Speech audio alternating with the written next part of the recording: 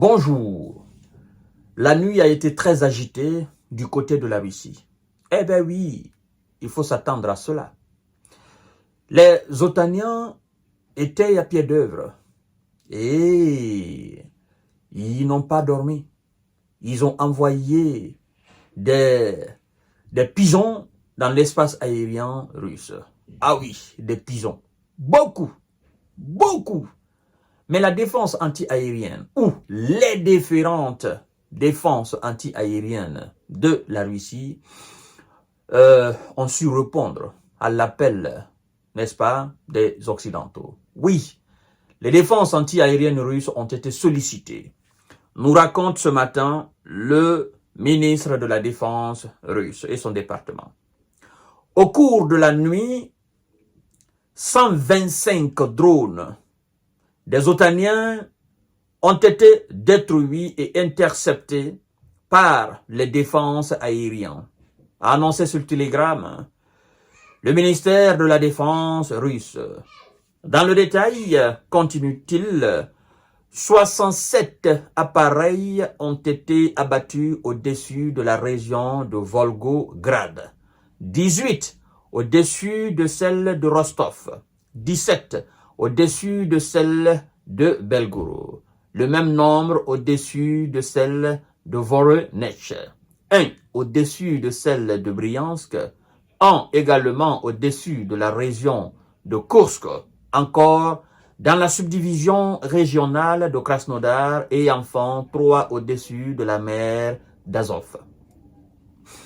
Toutes les régions concernées, à l'exception de Volgograd et de Krasnodar, sont frontalières de l'Ukraine. Toutes les régions concernées par les envois de ces drones otaniens sont frontalières de l'Ukraine, à l'exception de quelques régions. Et donc, M. Zelensky tente, avec ses supplétifs occidentaux, d'inquiéter toutes les villes et toutes les régions qui sont à la portée de leurs armes et donc de leurs différents drones types. Mais force est de constater qu'ils ont affaire avec des gens beaucoup plus préparés et beaucoup plus assis. Oui, c'est très important à le souligner. Alors, toutes les régions concernées, à l'exception de Volgograd et de Krasnodar, sont frontalières de l'Ukraine. Volgograd est, elle, située à quelques centaines de kilomètres de la frontière et Krasnodar est voisine de la péninsule de Crimée annexée par la Russie.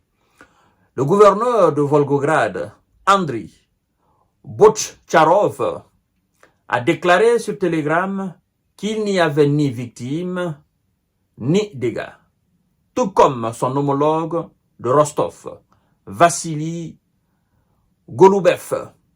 Le gouverneur de Voronezh, Alexandre Goussev, a lui aussi affirmé qu'il n'y avait aucune victime dans sa région, mais a rapporté 2 incendies d'immeubles d'habitation. La Russie a annoncé quasi quotidiennement avoir détruit des drones ukrainiens lancés contre son territoire. Fin de citation. Et c'est ce qui se passe. Quand ils envoient des drones, les drones sont détruits. Quand ils envoient des missiles, les missiles sont détruits. Mais puisque ces objets volants sont envoyés dans l'espace aérien, dans les villes, et vous savez, un objet qui est détruit depuis l'espace, les débris entrent alors dans un mouvement qu'on appelle la chute libre. Je ne suis pas physicien, mais je crois que c'est dans le domaine de la physique, la chute libre. Un objet petit qui descend en chute libre à une vitesse faramineuse et donc peut causer d'énormes dégâts. Je dis bien, je ne suis pas physicien. Les physiciens, vous allez nous aider dans les commentaires. Et donc, les drones, la plupart, pèsent lourd. Même si ce n'est pas de très grand poids, mais pèsent lourd. Transportent aussi des explosifs. Ça, il ne faut pas l'oublier. Les drones transportent des explosifs. Il y a des drones qu'on appelle des drones kamikazes.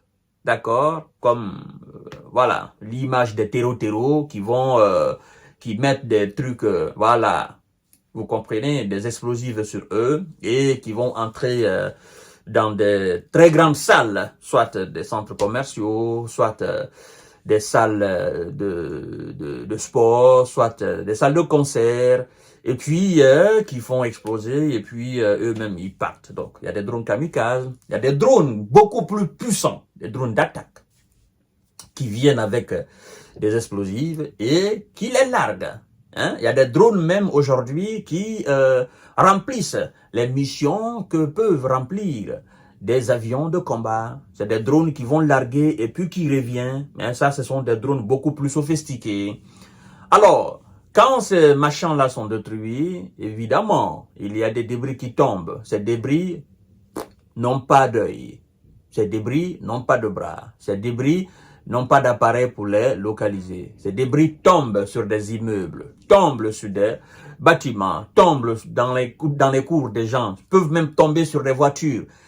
Ça peut tomber dans les champs de blé, ça peut tomber, n'est-ce pas, sur votre commerce, ça peut tomber sur votre camion, ça peut tomber sur une gare de train, gare de bus. Les débris peuvent tomber à tout moment, à tout lieu.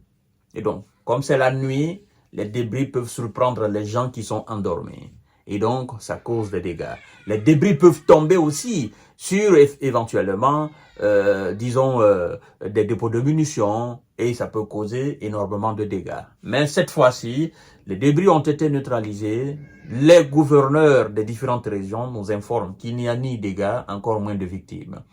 Alors, demain ou après-demain, ou ce soir, avec la représaille de la Russie, on va se mettre encore à dire « Oh, la Russie a bombardé, a fait double frappe, a fait quadruple frappe, a fait quintuple frappe. » Mesdames et messieurs, comme je ne cesse de dire, si vous ne voulez pas avoir de très mauvaises nouvelles, suite aux frappes russes, il ne faut pas envoyer des drones, il ne faut pas envoyer des objets volants dans l'espace aérien de la Russie. Parce que vous connaissez la réplique, la puissance de réplique, puissance de feu, et parce que eux, ils envoient des missiles que vos défenses ne peuvent pas les contrer, les défenses ukrainiennes ne peuvent pas les arrêter, parce que c'est des missiles qui vont très vite. Avant que tu ne détectes, avant que l'alarme ne sonne, le missile a déjà atteint ses cibles.